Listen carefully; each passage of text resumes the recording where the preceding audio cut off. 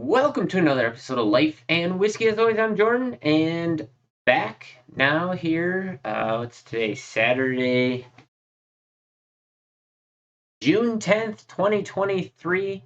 Back from the family trip over to Oregon to see some family friends and visit the coast and have a good time.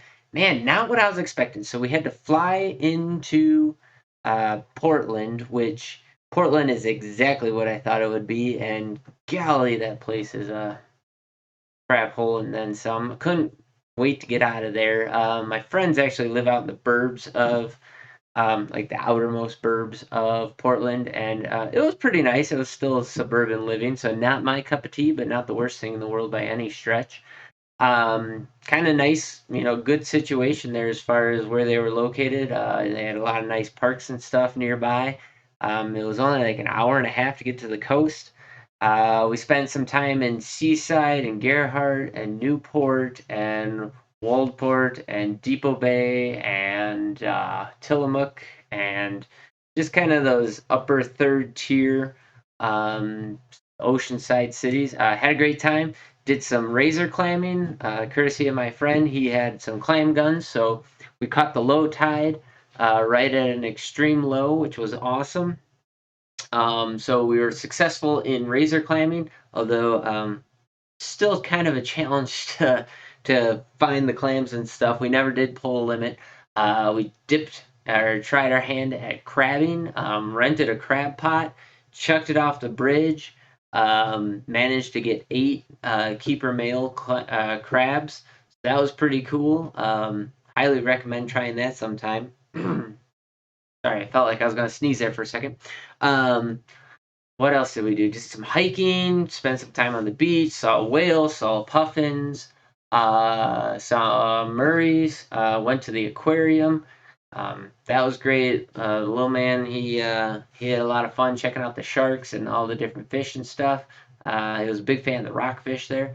Um, what else did we do? We got to ride a train. We did all kinds of fun stuff, so it was great. And of course, in a new location, always got to keep an eye out for new whiskeys. Um, just sent a text message out to my buddy today that there's a whiskey there that it's called Freeland, and it is a bourbon. It's MGP bourbon that is finished in a Pinot Noir cask by a company, Freeland Spirits or Freeland Distilling. I don't remember what it is. Out of Portland, Oregon. Bottle's kind of cool. It's kind of tear shaped. It's an interesting bottle. I liked it. It's about $50. I believe my buddy said that all of the liquor stores in the state are owned by the state, and so there's really no price differentials from store to store, which is kind of nice. They also don't have tax, or at least a sales tax on those items. While I was there, I was finally able to find a early times bottled and bond. I've not been able, I couldn't find it in Indiana, at least not at the Total Wine that we went to while we were there over Christmas. So couldn't find it there. I have not seen it anywhere in South Dakota. I'm pretty sure we can't even get it here in Wyoming, which is crappy because early times, just the regular early times, is available. Have never seen it up in Montana either, and have looked at several stores, several cities. Haven't seen it up there either. So, kind of an elusive bottle for me for some reason, and just might be the best bang for your buck whiskey out there, I think. So I bought this. This is a 1 liter bottle. This is the new metal screw cap instead of the plastic screw cap. So this is the bottle under the Sazerac company. So Sazerac bought this brand from Brown-Forman. So if you find any with the plastic cap on them, those are still the Brown-Forman bottlings. But yeah, bottled and bond, so 100 proof whiskey, and a liter. I paid $22.95, no tax on it, in Oregon. So we successfully brought this back. Now my buddy bought a bottle at the same time I bought one. He was kind enough to let that be kind of the house bottle while I was there. So I got a bunch of pours of this while I was in Oregon. It's absolutely delicious. It's a banger for $22.95 for a liter. I mean, if you're finding a liter of whiskey for $25, let's say, and it's good whiskey, you're doing really good for yourself. So we'll get into this bottle here in a second. Let's see, what else did we do in Oregon? It's just kind of a nice trip away. Weather was great. It didn't rain a single day that we were there. It was sunny. Down on the ocean, it was kind of cool and breezy, which is my kind of ocean. I'm not all about the palm trees and the sweat your butt off and hang out in the sand kind of thing. But yeah, we had a lot of fun. Did some great hikes while we were there. Got some great pictures of the family, and we were happy to get home. But it's always good to be on vacation. So, with that, let's dive into this. This video will probably post on BitchUte. I just dropped my last video I had. No, the last video that I did, and then I got two more. So let's see. It's Saturday, Wednesday, Saturday. This video will probably post towards maybe the Wednesday after Father's Day of 2022. 2023. Boy, a little back in time there.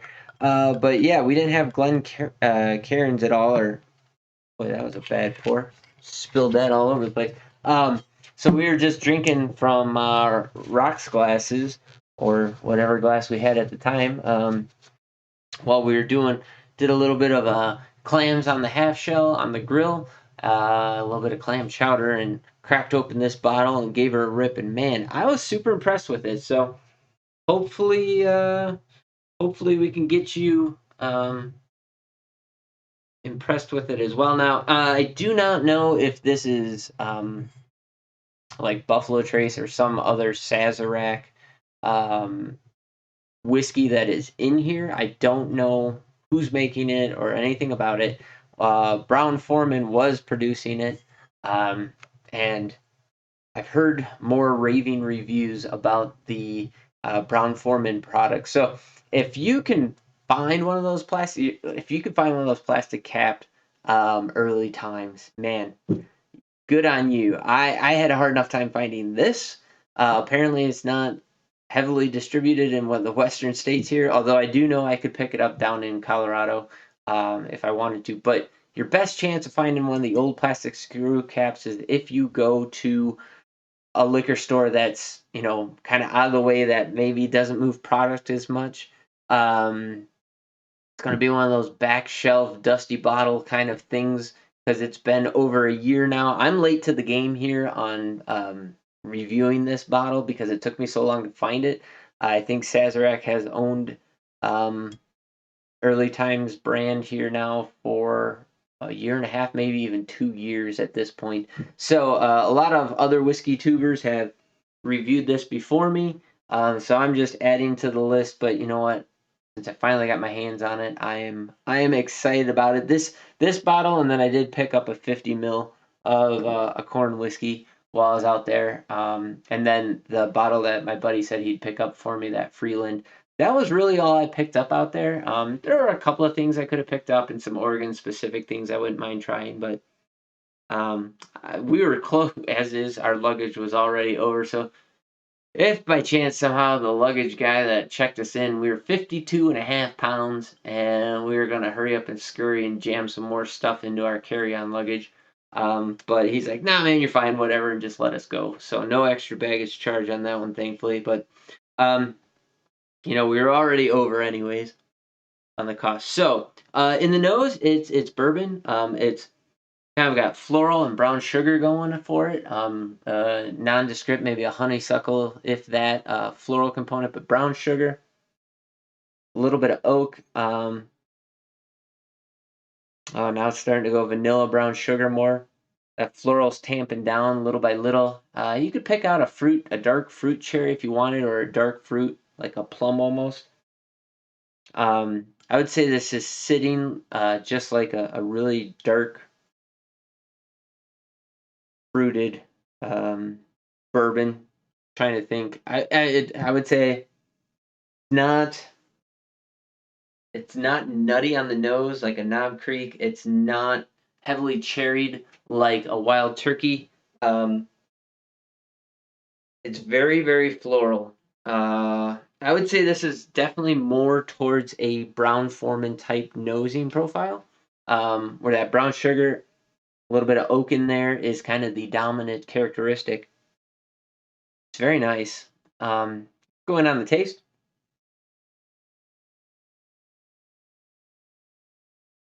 for 100 proof, drinks really nice. No real burn. Very sweet. Brown sugar. A little bit of like molasses in there, and then it kind of goes into this really nice oak tannin flavor. Um, Finishes with a little bit of a dryness on the tongue, a little black pepper spice in there mixed with that oak tannin in there. So very Brown-Forman. If you were to put this against like the 19, either the signature, the Old Forester signature, or maybe like the 1910 or the 1920, if you proof down the 1920. Very, very similar characteristics to that, but at half the price, you know. So even my signature, which I rave about all the time, my Old Forester signature, um, it what did I think I paid like $16 and change. It's up to 18 or $19 and change right now, or $20 and change. It might have been $18 and change previously. But that's for a 750. So this was a liter for $22.95. I mean, that's pretty good. But I would put this in the same category as that. Uh, Maybe an Elijah Craig, perhaps. Similar to that. So here's Old Forester 100. I just want to nose this to see how close we are on that. Let's see here. I feel like the nose profile is pretty darn similar.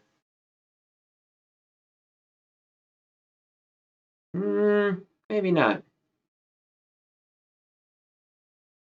Now, granted, these are two different. Boy, I'm not getting anything out of that for a nose, so that's no bueno. I don't really want to get another Glen Cairn down, but apples to apples, right, team? So we're gonna do it. Here we go. Put this in here.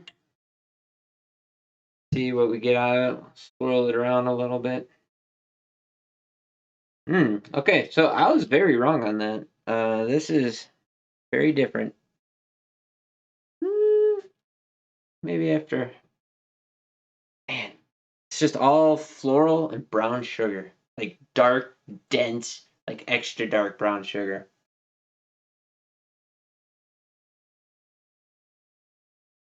Super sweet in the nose though.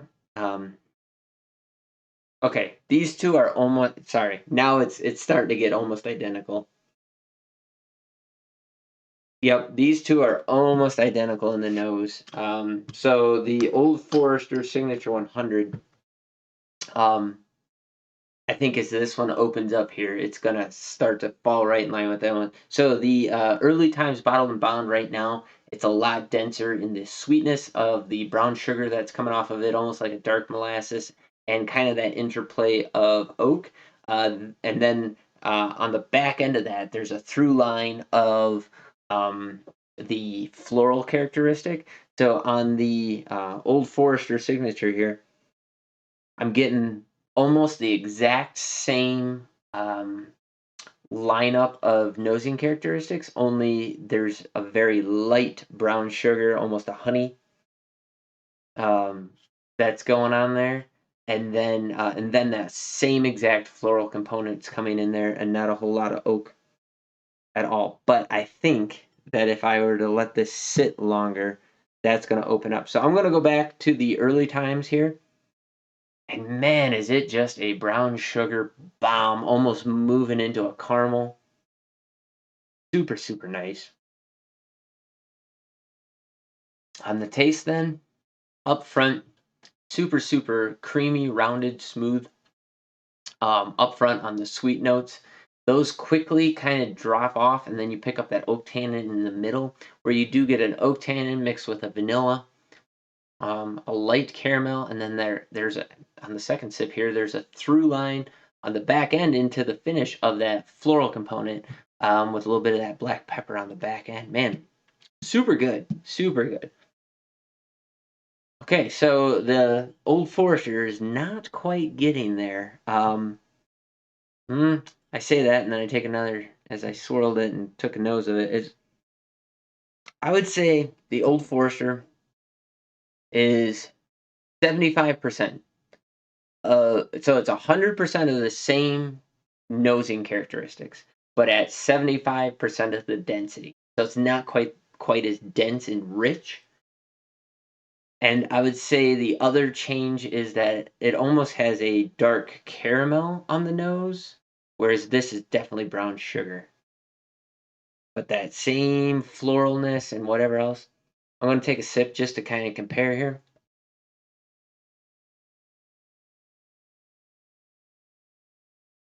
Yes. So both of them follow their nose with the flavor profile. So the early times Bourbon, much denser, richer, and brown sugar on the palate. The Old Forester is more of that caramel vanilla, a little bit thinner on the tongue, not as creamy. I would say the early times has a very creamy, dense, heavy palate, oily, clingy at the beginning of the palate, and then as it moves into it, kind of dries out the tongue a little bit. The Old Forester doesn't quite have that. It picks up more of that floral light characteristic in the middle and kind of carries that through to the end. That is found in the early times bottled and bond. It's just not the main characteristics. It's an underlying tone that you pick up. But man, they're close. Get a little bit more peanut dust on the flavor as well of the Old Forester. But man, that is just a dense brown sugar bomb. Oh, it smells so good. The early times. I'm gonna say it right now. This just might be the best bang for your buck whiskey out there. 22.95 for $25. Let's just say. Man, that's a great drinking whiskey. Easy sipping, no burn really. Um, it's still a bourbon. It only has like 3, 4 notes on the palate, but man, they're all enjoyable. They're all dense and they all last. So yeah, much as I'm an Old Forester fan, that might just take the cake for me. I mean, I get a little bit of nuttiness on the where it's like brown sugar and then nuttiness and then oak in the nose. But just brown sugar. Dang that. Yeah. So go ahead, drop in the comments down below where you can find a bottle of Early Times bottled and bond for in your area. Um, what your experience is with it. I'm obviously quite happy with the purchase. It made for some really enjoyable times while we were in Oregon while I was sampling that. And hats off to my buddy out in Oregon because he and I just enjoyed a couple drams of this, but then we also got to enjoy. We had some.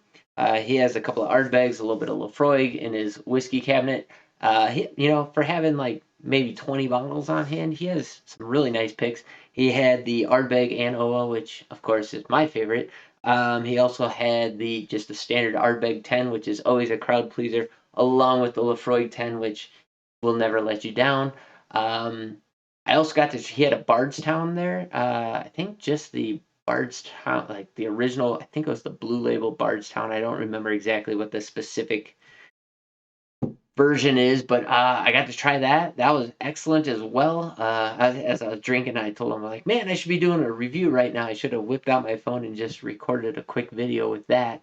But I didn't. What else did he have? He had a Whistle Pig, like the Whistle Pig 10, which after the piggyback, I just kind of swore off of Whistle Pig for the price, to the value, to the taste. I was just like, no. He had a couple of other interesting things. I got him a bottle of the McCarthy's. So we have I bought this from Blackwell Wine and Spirits, but we have this McCarthy's here. Now this is an American single malt, a peated American single malt.